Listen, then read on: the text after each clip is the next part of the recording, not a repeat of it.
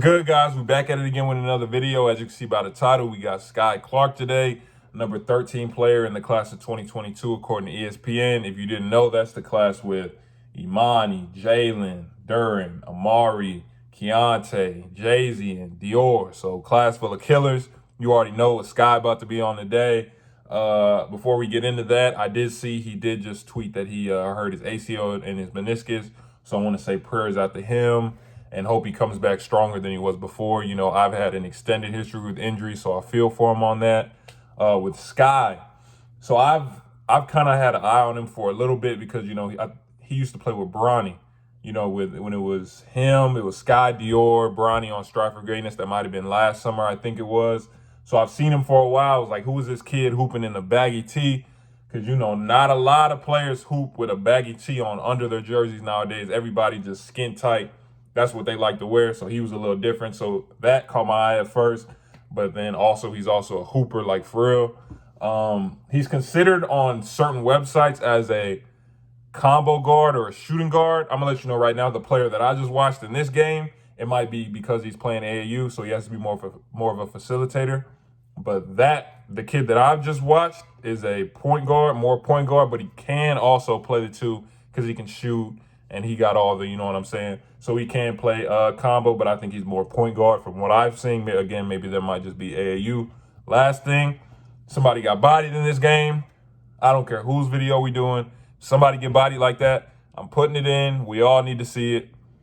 It's got to go in there. I'm not going to hold you guys up any longer. Let's go. After initially getting the ISO on this possession, Skyy then decided to call for the ball screen. As the big sprints up, he actually split the trap by going behind the back, which is just different, into a tough leaning floater. Skyy also shows that if you don't respect him coming off of ball screens and just decide to try and bluff and get back like this big did here, it's a bucket. I'll tell you guys this, over my 4 years at the D1 level, I've maybe seen a handful of guys be able to hit this floater from the free throw line. This possession looks extremely simple, but we're going to run it back a second time so you guys can understand exactly what happened.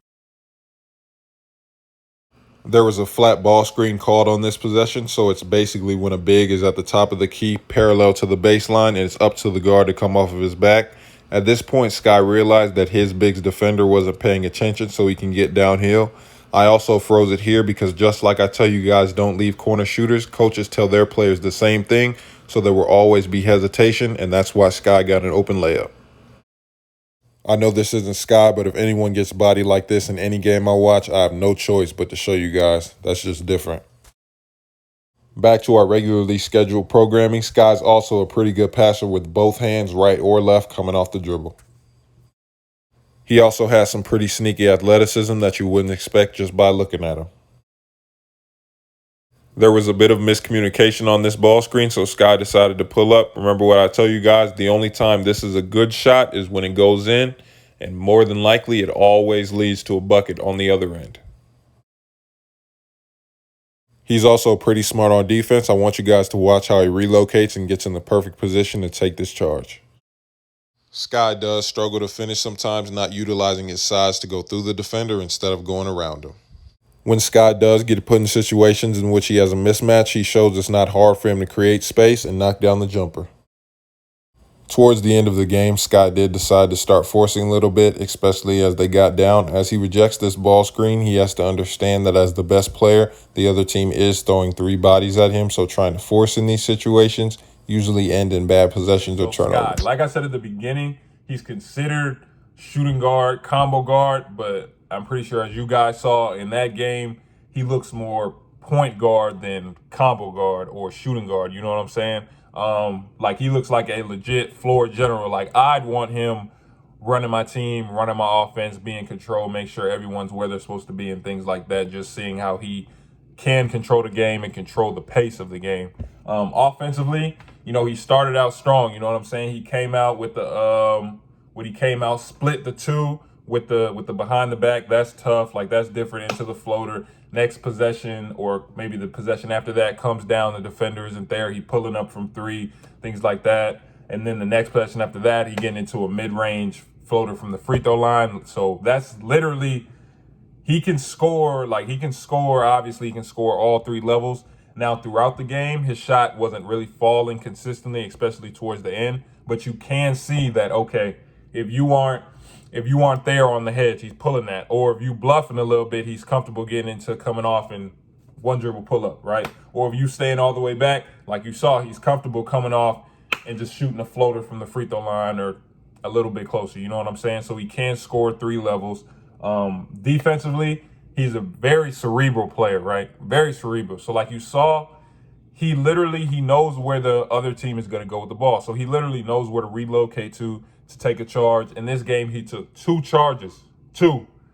He's the first player we've done who put their body on the line like that and is taking a charge. Now, I'm not talking about, okay, you guarding somebody and what? They snatch you and they kind of push you a little bit and that's called an offensive foul. No, I'm talking about somebody who literally stands in front of the defender like this, takes the charge. I respect that. He did it twice, so that's big time. He also dove on the ground once in the game, so that's showing me, okay, this is a high motor player. He gives a lot of effort, things like that.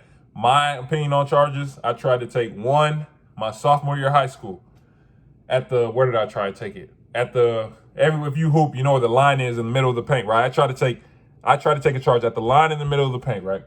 Somebody took off, my sophomore year of high school, somebody took off from almost the free throw line. I have not tried to take a charge since then. I will never. That turned me, I was a shot blocker before, but after that, complete shot blocker. But like I was saying, towards the end of the game, he did start to try and force a little bit, but I kind of feel like that's because throughout the game, his teammates weren't really converting a lot of his passes. And he's a great passer, right? So as you see in the video, he got like the oop. He comes off right hand. He didn't even touch it with his left hand. Oop like that. Not a lot of people can do that. He also has it with the left hand. I just didn't put it in there because his teammates weren't really converting him. So towards the end, it makes sense. Okay, he started to force it, but it'll come with age, like understanding, okay, towards the end of the game, we need to get a great shot. I know I can probably get a shot off, but for the betterment of the team, we need to get an open shot. If we really want to come back in the game, again, that's going to come with age. For him, just piggybacking just off of, what I just said in terms of knowing, what's going to be a bad shot. Remember, like in the video, and I put this in almost every video we do, every time a player decides to take a fadeaway 3 or a contested jumper with a shot in his face, what happens?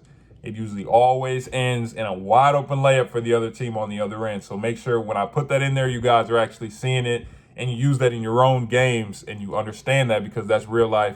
When you take bad shots, it usually ends in opponent buckets. Another thing I have to say is, with his finishing, he did miss a little of the finishes today. Like you saw in the video, he missed the one because he tried to, duck and kind of go under.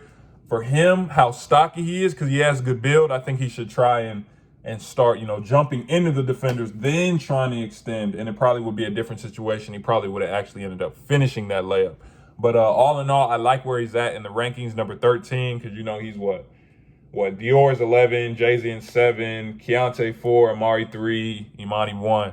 So we still got to hit those players in between that we haven't done yet. But I like where he's at right now to just, seeing what I just saw.